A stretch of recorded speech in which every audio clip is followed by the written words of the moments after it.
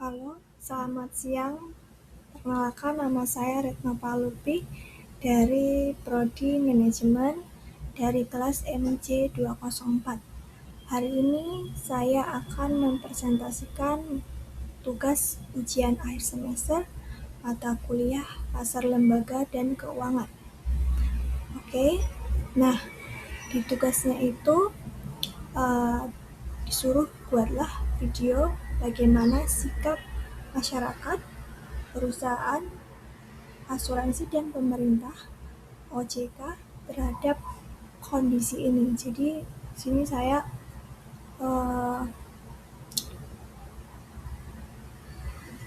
mengulik kasus tentang asuransi Jiwasraya. Di sini saya menurut dari sumber referensi yaitu CNBC Indonesia. Menurut CNBC Indonesia, awal mula masalah keuangan pada tahun 2024 ya. Jadi Jiwasraya ini mencatatkan insolvensi mencapai 2,769 triliun akibat cadangan yang lebih kecil dari seharusnya. Nah, pada tahun 2006 hingga 2007, ekuitas Jiwasraya tercatat negatif sebesar 3,29 triliun karena aset yang dimiliki jauh lebih kecil dibanding kewajiban. Laporan keuangan perusahaan tersebut kemudian mendapatkan opini disclaimer, yaitu membayar klaim polis JS Saving Plan yang jatuh tempo sebesar 802 miliar. Pada tahun 2019, Jiwasraya mengumumkan ekuitas negatif sebesar 27,24 triliun. Kewajiban polis JS Saving Plan yang bermasalah tercatat mencapai 15,75 triliun. Nah, usai pengusutan pihak berwajib, terungkap bahwa Jiwasraya terlilit kasus mega korupsi yang menyangkut seorang yaitu adalah Beni Cokro Saputro atau biasa dipanggil Bencok. Nah, pada tahun 2021 Bencok divonis penjara seumur hidup karena terbukti melakukan salah pengolahan dana investasi dari produk JS Saving Plan. Dengan kerugian negara mencapai 16 triliun, secara sederhana, dalam kasus Jiwasraya, modus yang dilakukan Heru dan komplotannya adalah dengan memanipulasi perdagangan saham supaya harganya naik sangat signifikan. Tetapi secara fundamental perusahaan tersebut tidak memiliki kinerja baik, merugi bahkan tidak layak investasi.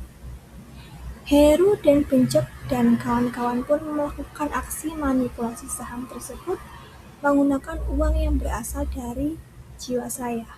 Wow, sangat-sangat licik.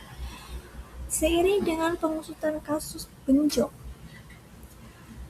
pada tahun 2021 pula, Kementerian BUMN mulai melakukan restrukturisasi bagi pemegang polis retail Jiwasraya ke perusahaan asuransi baru, yakni IFG Life. Sementara program restrukturisasi ini pun berakhir pada 30 Desember 2023. Per tahun 2023 diketahui program restrukturisasi Jiwasraya telah diikuti oleh 99,7% pemegang polis dari seluruh pemegang polis Jiwasraya.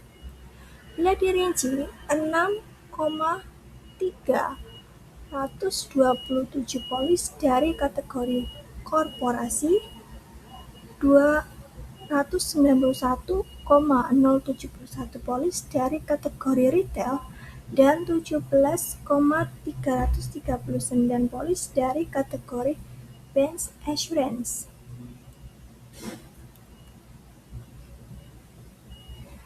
Usai restrukturisasi rampung pada Juni 2024, Otoritas Jasa Keuangan meminta Jiwasraya untuk menyampaikan rencana berikutnya untuk pemberesan perseroan sesuai dengan ketentuan yang berlaku. Meski demikian, hingga saat ini belum ada pernyataan khusus terkait pembubaran atau likuidasi Jiwasraya. Terbaru, Otoritas Jasa Keuangan atau OJK menjatuhkan sanksi pembatasan kegiatan usaha kepada PT Asuransi Jiwasraya atau Persero, PT AJS pada Jumat 13 Agustus 2024.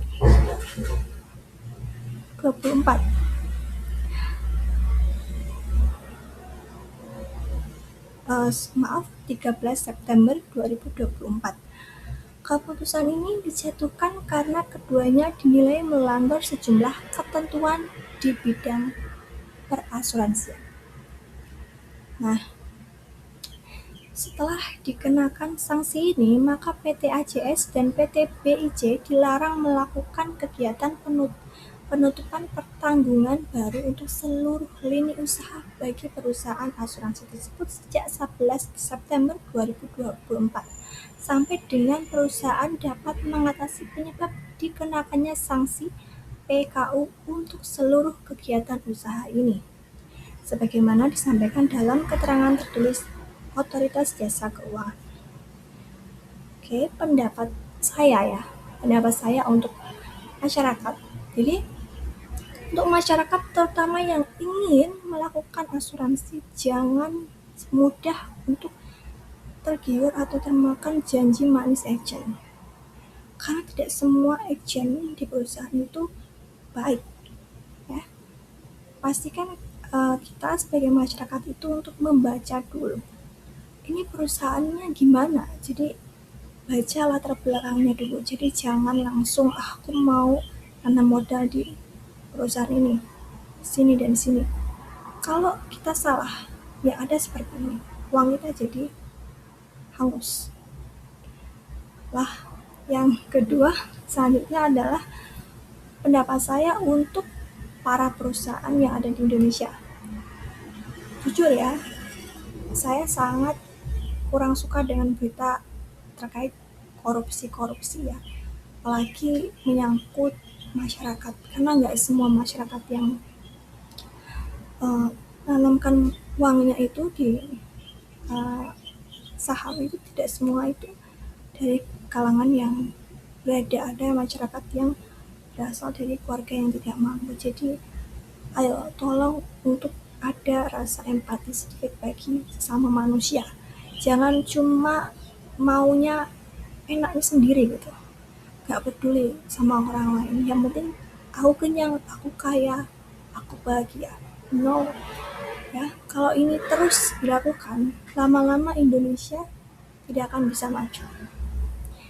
Kita sebagai masyarakat harus berani menindak tegas para korupsi, karena kalau para korupsi ini dibiarkan, enak dia kayak bebas gitu. Kasihan masyarakat yang susah payah bekerja, yang upahnya mungkin sebulan hanya 300.000 gitu kan, niatnya pengen punya dana pensiun, para tentara, para guru, PNS, inginnya nanti kalau sudah tua pengen pensiun, tiba-tiba ada berita kayak gini kan pastinya shock kan. Jadi harus para perusahaan harus lebih selektif lagi dalam istilahnya merekrut anggotanya, karena gini loh, khususnya pejabat-pejabat yang menjabat sebagai misalnya direktur, komisaris, bla bla bla, tidak hanya dilihat oleh akademiknya saja, tapi harus dilihat karakternya, empatinya. Itu yang paling penting. Harus belajar karakter, karena menanamkan karakter itu paling bagus tuh dari saat dini. Kalau udah tua itu susah.